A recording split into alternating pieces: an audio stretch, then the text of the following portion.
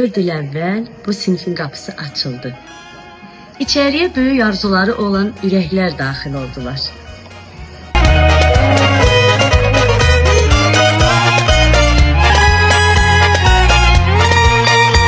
Mən burada ilk dəfə həyəcanlandım.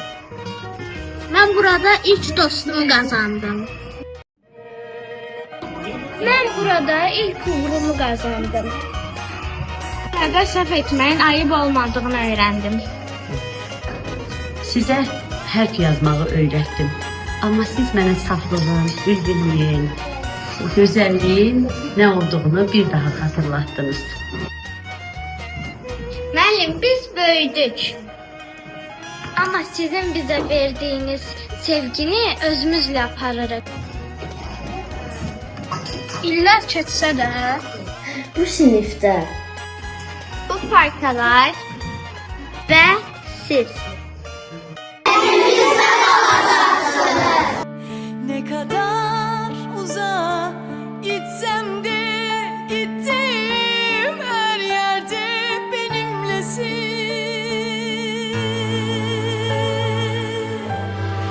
Söylenecek söz yok.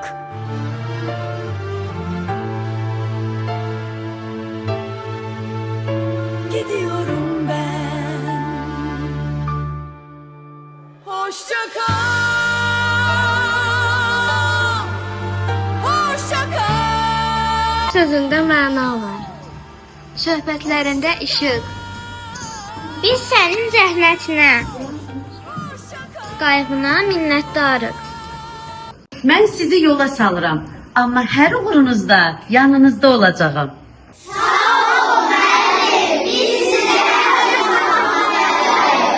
Bu garip bir veda olacak.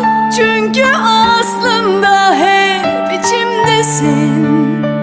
Ne kadar uzağa gitsem de gittiğim her yerde benimlesin.